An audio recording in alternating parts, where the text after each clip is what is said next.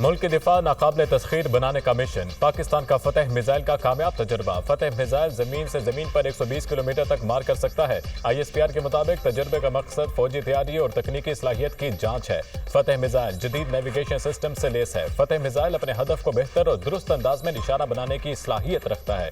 फतेह missile का तजुर्बा x Indus मश्क के दौरान किया गया। Chairman joint chiefs of staff committee और आर्मी चीफ के कामयाब मिसाइल तजुर्बे पर मुबारकबाद। पाक आर्मी स्ट्रेटेजिक इदारों के साइंसदानों और इंजीनियर्स ने मिसाइल तजुर्बे का मुशाहिदा किया। पाक फौज दुश्मन की किसी भी जारहियत का भरपूर जवाब देने की सलाहियत रखती है। ISPR सदर मुमलिकत और वज़ीर आज़म शहबाज शरीफ की फतेह मिसाइल के तरबियती लॉन्च की कामयाबी पर मुबारकबाद। कहा, पाकिस्तान का दिफा मजबूत हाथों में है। वज़ीर आज़म का पाक फौज की पेशा वराना सलाहियतों और मुल्क की दिफा के लिए भरपूर तैयारी पर इत्मीनान का इजहार।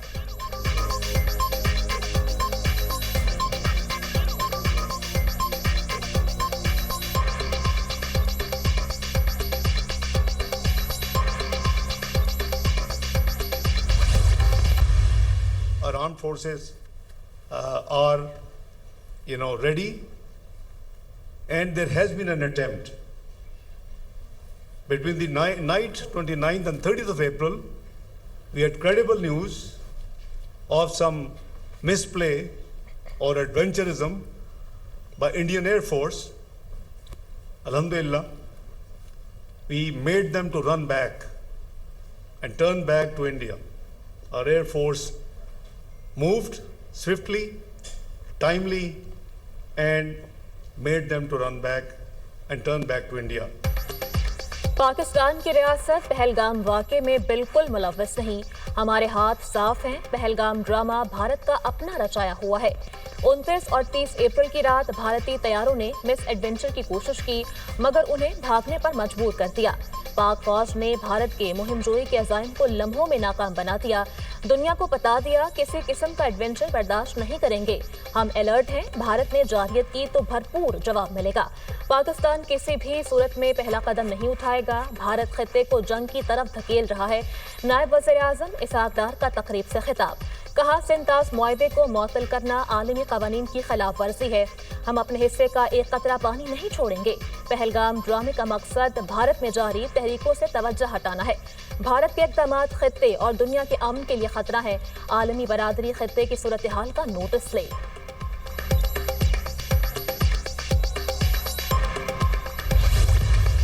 भारतीय झूठ बेनिकाब हकाइक दुनिया के सामने पेश। वज़ीर इत्तलात अता तारड़ का मुल्की और गैर मुल्की मीडिया नुमाइंदों के हमरा LOC का दौरा। सहाफ़ियों का LOC के दौरे के दौरान ब्रीफिंग। भारत ने गुज़िश्ता चंद रोज़ में कई मरतबा हमले का मंसूबा बनाया, मगर बैकफुट पर गया। पाकिस्तान की अफवाज हर एक किस्म की भारतीय जारहियत का मुंह तोड़ जवाब देने के लिए तैयार है। अपनी खुद मुख्तारी के दिफा के लिए हर हद तक जाएंगे। अता तारड़ की गुफ्तगू।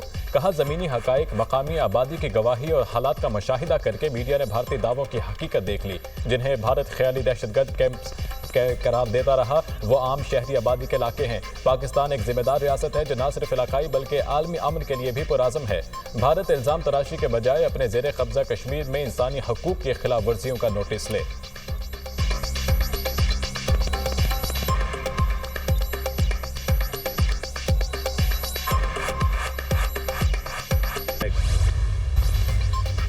भारत के इक़दामात से इलाकाई अमन और इस्तेहकाम को खतरा लाहक है। सदर मुमलिकत आसिफ अली सरदारी से चीनी सफीर की मुलाकात। दो तरफा उमूर और पहलगाम वाक़े के बाद पाकिस्तान और भारत के दरमियान मौजूदा सूरत हाल पर गुफ्तगू। सदर का भारतीय हुकूमत के गैर जिम्मेदाराना और जारहाना बयानात पर इज़हार तशवीश। सदर मुमलिकत ने मुश्किल वक्त में पाकिस्तान का साथ देने और चीनी हुकूमत की मुसलसल हिमायत को सराहा। चीनी सफीर ने कहा, चीन जनूबी एशिया में अमन और इस्तेहकाम के लिए हमेशा पाकिस्तान की हिमायत करेगा। चीनी सफीर ने पाक चीन पायदार और आजमूदा दोस्ती का इयादा किया। कहा, दोनों ममालिक आहनी बरादर हैं, हमेशा मुश्किल वक्त में एक दूसरे का साथ दिया।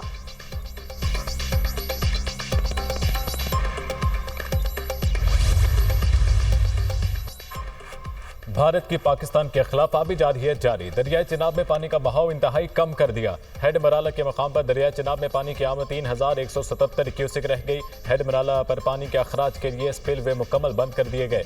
पानी की कमी के बायस हेड मराला पावर प्रोजेक्ट भी बंद। गुज़िश्ता रोज़ हेड मराला के मकाम पर दरियाई चिनाब में पानी की आमद 34,600 क्यूसिक थी। हफ्ते के रोज़ हेड मराला के मकाम पर दरियाई चिनाब में पानी की आमद 40,900 क्यूसिक थी।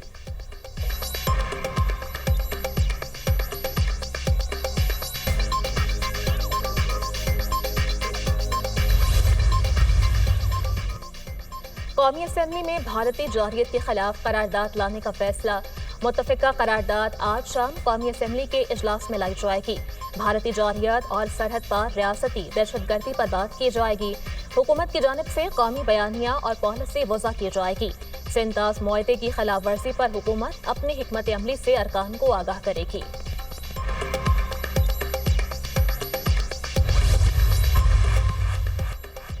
भारत की इश्तियाल अंगेजी। अक़वाम मुत्तहिदा की सलामती कौंसिल का बंद कमरा इजलास आज होगा। पाकिस्तान ने हंगामी इजलास की दरख्वास्त दी थी। पाकिस्तान सिंतास मुआहदे के मुअत्तली और भारत के जारिहाना इक़दामात से आगाह करेगा।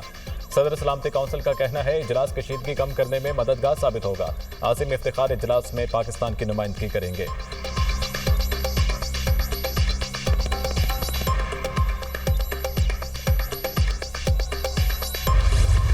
भारत ने जारियत की तो मुंह तोड़ जवाब देने के लिए तैयार है।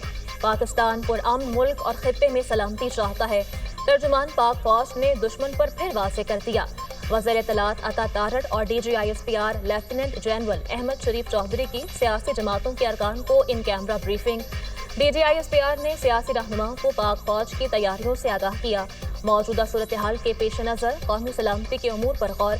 वज़ीर इत्तलात अता तारड़ ने सियासी कायदीन को हुकूमती सिफारती इक़दामात और रियासती मौक़िफ़ से भी आगाह किया। PTI ने कौमी सलामती की सूरत हाल पर होने वाली ब्रीफिंग का बॉयकॉट किया।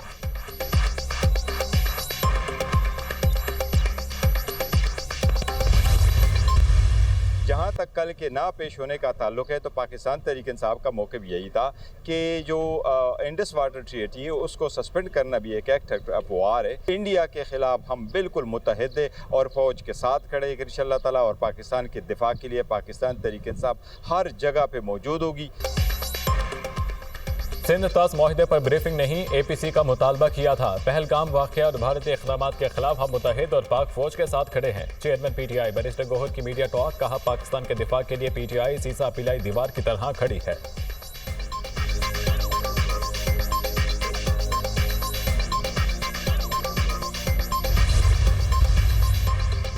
पाक भारत कशीदगी सिफारती कोशिशें तेज। ईरानी वज़ीर ख़ारजा अब्बास इराक़ची की दफ्तर ख़ारजा आमद। नायब वज़ीर आज़म इसहाक़ डार ने मुअज़्ज़ज़ मेहमान का इस्तकबाल किया। ईरानी वज़ीर ख़ारजा की सदर और वज़ीर आज़म से मुलाकात भी शेड्यूल। फौजी अदालतों में सिविलियंस के ट्रायल से मुतालिक इंटर कोर्ट अपीलों पर फैसला महफूज फैसला रवा हफ्ते सुनाया जाएगा। सुप्रीम कोर्ट अटॉर्नी जनरल ने दलाइल दिए। 9 मई को जो हुआ जुर्म ही था, तमाम वाक़यात इत्तफाक़िया नहीं थे। 9 मई को अगर लाहौर पर बैरूनी जारहियत हुई तो जवाब नहीं दिया जा सकता था। क्या फौज ने किसी अफसर के खिलाफ फौजदारी कार्रवाई भी की? जस्टिस जमाल मंदोखेल का इस्तफसार। जिना हाउस हमले में गफलत बरतने पर फौज ने महकमाना कार्रवाई की। 3 आला अफसरान को बगैर पेंशन और मरात रिटायर किया गया। बगैर पेंशन रिटायर होने वालों में एक लेफ्टिनेंट जनरल, एक ब्रिगेडियर और एक लेफ्टिनेंट कर्नल शामिल हैं। 14 अफसरान की कारकर्दगी पर अदम इत्मीनान का इजहार किया गया। फौजदारी कार्रवाई तब होती जब जुर्म किया होता। महकमाना कार्रवाई 9 मई का वाक़या ना रोकने पर की गई। अटॉर्नी जनरल का जवाब। जस्टिस जमाल मंदोखेल ने कहा आर्मी एक्ट वाज़ेह है कि महकमाना कार्रवाई के साथ फौजदारी सजा भी होगी। जस्टिस मुसर्रत हिलाली ने पूछा क्या जिना हाउस का गेट फलांगा गया था या अंदर से किसी ने खोला था? अगर अंदर से किसी ने खोला था तो मिली भगत का जुर्म बनेगा।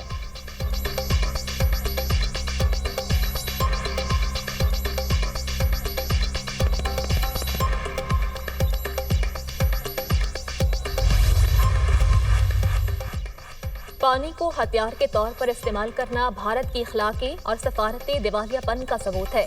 दुनिया का कोई कानून पानी रोकने की इजाजत नहीं देता। पाकिस्तान सिंतास मुआहदे को UN में उठाएगा। विफाकी वज़ीर मनसूबाबंदी और तरक्की एहसान इकबाल की मीडिया से गुफ्तगू। कहा भारत अमन की ख्वाहिश को कमजोरी समझता है तो ये उसकी भूल है।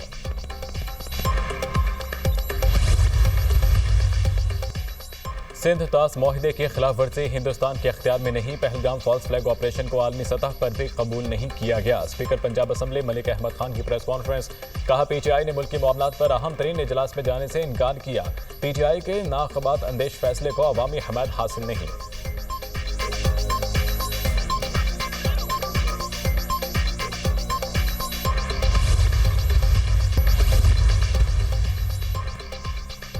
लद्दाख में भारतीय फौज के कैंप में आतिशज़दगी, फौजियों की दौड़ें लग गईं। भारतीय फौजी कैंप खाली करके भाग गए। भारतीय मीडिया के मुताबिक लद्दाख के इलाके लेह में डिग्री कॉलेज के करीब आर्मी कैंप में अचानक आग भड़क उठी। वाकये में कोई जानी नुकसान नहीं हुआ।